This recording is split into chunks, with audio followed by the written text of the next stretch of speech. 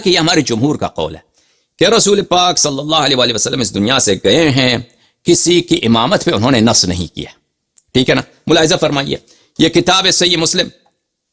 اچھا میں بات کو ابھی ایک جھلکی آپ کو دکھا دوں پھر تفصیل کہ کسی کے انہوں نے کیا نہیں کیا ہے، کسی کے امامت کی تنصیص نہیں، کسی کو نصب نہیں کیا. پھر اس کے آگے جا کے انہوں نے خود اپنی کتابوں میں لکھا ہے کہ کسی کو امامت پہ نصب نہ کرنا. ایک شخص مر جاتا ہے، کسی کو اپنی امامت، وہ بہت نہایت ہی قبیح کام ہے، نہایت ہی قبیح کام ہے. اگر ایک چرواہا بھی یہ کام کر دے تو وہ چرواہا کیا کہلائے گا؟ غدار چرواہا کہلائے گا. تو عزیزو، تو انہوں نے بالاجماع رسول پاک صلی اللہ علیہ وآلہ وسلم کو ایسی بات کی نسبت دی ہے جو ایک چرواہا، ان پڑھ جاہل عرب کا بدو جو ہے، چرواہے کو بھی زیب نہیں دیتا. وہ نہ صرف رسول پاک صلی اللہ علیہ وآلہ وسلم بلکہ ان کے رب، ان کے پروردگار، ان کے خالق کو بھی نسبت دی ہے، ٹھیک ہے نا؟ تو ہم اپنے مسلم برادران کی ہم نہیں کہتے کہ یہ کافر ہے، ہم تکفیر نہیں کرتے، لیکن ان کے اگر یہ اپنے کتابوں میں دیکھیں، ان کا نظریہ امامت ان کے اپنے ہی علماء کے اجماعی فتووں کے روح سے ان کا اپنا نظریہ امامت ان کے اپنے ہی سبب کا کفر بنتا ہے. ہمارے نزدیک یہ کافر نہیں ہے. ہاں جی ہاں، اگر جس شخص کے لیے امامت اہل بیت علیہ السلام ثابت ہو پھر بھی وہ انکار کر دے، وہ بلا شک اس کے کفر میں ریب نہیں، وہ کافر ہے. لیکن جو شخص اس کو پتہ نہیں ہے، حجت اس پہ تمام نہیں ہے، وہ مسلمان اس دنیا میں اس پہ اہل اسلام کے احکام چلے گے. ٹھیک ہے عزیزو، یہ کتاب ہے مسلم شریف مع شرح مختصر النووی، ترجمہ ہے علامہ وحید الزمان صاحب کی، جلد پنجم، مشہور و معروف ہے. ترجمہ ہے مسلم کا، باب الاستخلاف و ترکی، خلیفہ بنانا اور نہ بنانا، یہ باب ہے مسلم میں. اچھا صفحہ نمبر 116 ہے. اچھا یہاں پہ حدیث نمبر 4414، صفحہ نمبر 118. یہ ایک حدیث آپ کو پہلے آپ کو پیش کر چکے ہیں، دوبارہ تفصیل کے ساتھ پڑھنے کی ضرورت نہیں. میں آپ کو اردو ترجمہ مولانا وحید الزمان صاحب کا مولوی وحید الزمان کا سنانا چاہتا ہوں. تو عبداللہ ابن عمر نے کہتے ہیں کہ میں نے اپنے والد عمر سے کہا، میں نے لوگوں سے ایک بات سنی ہے تو قسم کھا لی میں نے کہ آپ سے ضرور اس کا ذکر کروں گا. لوگ یہ کہتے ہیں کہ آپ کسی کو خلیفہ نہیں کریں گے. عمر جو ہے مرنے والا ہے، اس کو چاقو لگی ہے، زخم ہوا ہے. اچھا تو اس کا بیٹا اس کے پاس گیا ہے، کہتا ہے لوگ یہ کہتے ہیں، اس کو کہنے والا کون تھا؟ حفصہ تھا، اس کی بہن تھی، کہ لوگ یہ کہتے ہیں کہ آپ کسی کو اپنا خلیفہ نہیں بنانے والے.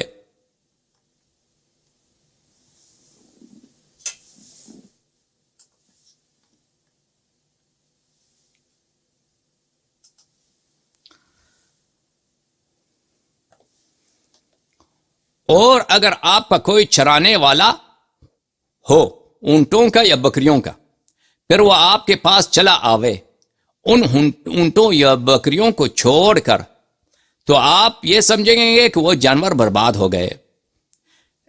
اس صورت میں اچھا آدمیوں کا خیال تو اور بھی زیادہ ضروری ہے نا. میرے اس کہنے سے ان کو خیال ہوا، یہ جو ہے نا ترجمہ وحید الزمان کا صحیح نہیں ہے. قال وافقه قولی فوضع رأسه، اس نے میرے قول سے موافقت کی. عمر نے میرے قول، اس کا ترجمہ اسے نہیں کیا، پھر وہ فوراً اس پہ چلا جاتا اور ایک گھڑی تک وہ سر جھکائے رہے. ٹھیک ہے نا، فوافقه قولی، اس کا انہوں نے ترجمہ نہیں کیا. یہ کتاب ہے شرح مسلم، تصنیف علامہ غلام رسول سعیدی، فرید بلوچستان لاہور، جلد نمبر 5. ٹھیک، یہاں پہ باب الاستخلاف و ترکی، صفحہ نمبر 758، صفحہ 759 میں یہ حدیث نمبر 4600.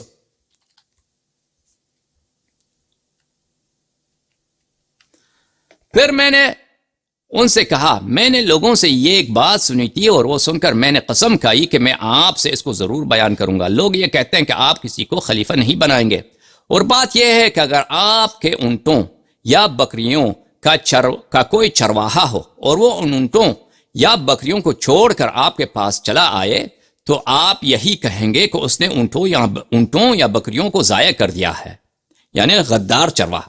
وہ بھی کچھ دن کے لیے آئے یا 2 گھنٹوں کے لیے آئے نا. رسول پاک صلی اللہ علیہ وسلم تو ہمیشہ کے لیے جا رہے ہیں. سو لوگوں کی نگہبانی زیادہ اہم ہے، مسلمانوں کی دیکھ بھال یہ تو زیادہ اہم ہے اونٹوں سے یا گدوں سے، ٹھیک ہے نا. عمر نے میری اس رائے کی موافقت کی. اچھا، سعیدی صاحب نے درست ترجمہ کیا. مولانا وحید الزمان سے ایک فقرہ چور گیا تھا، تو عمر کا بھی یہی قول ہے، عبداللہ ابن عمر کا بھی یہی قول ہے، ٹھیک ہے نا، کہ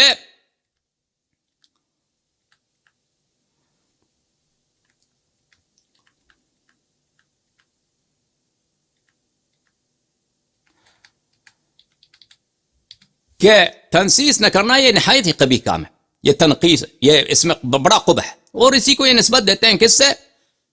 رسول پاک صلی اللہ علیہ وآلہ وسلم سے. اسی حدیث میں اب عمر کہتا ہے کہ رسول پاک صلی اللہ علیہ وآلہ وسلم نے کسی کو خلیفہ نہیں بنایا.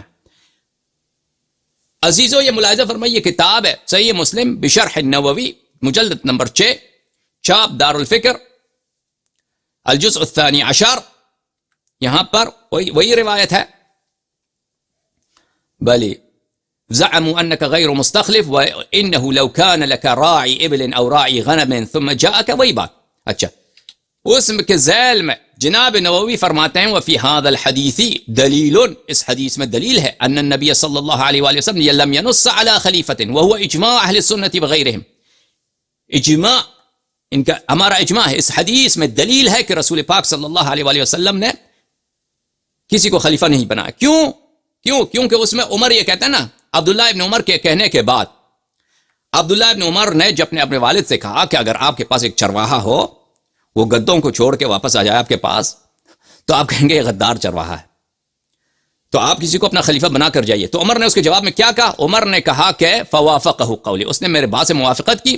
پھر اس نے 1 گھنٹہ سوچا، پھر اپنا سر اس نے اٹھایا اور کہا کہ بھلے اللہ اپنی دین کی حفاظت کرے گا، اگر میں کسی کو اپنا جانشین نہ بناؤں تو رسول پاک صلی اللہ علیہ وآلہ وسلم نے کسی کو جانشین اپنا نہیں بنایا. تو دیکھیں، عمر نے اس بات کے اعتراف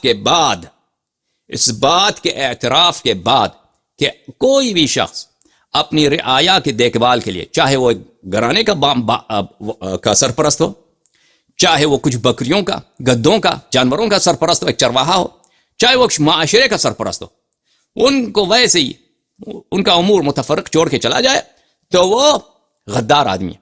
اس کو اعتراف کرنے کے بعد فوراً اس کے بعد اس نے وہی سی بات کو نسبت دی ہے، کس سے؟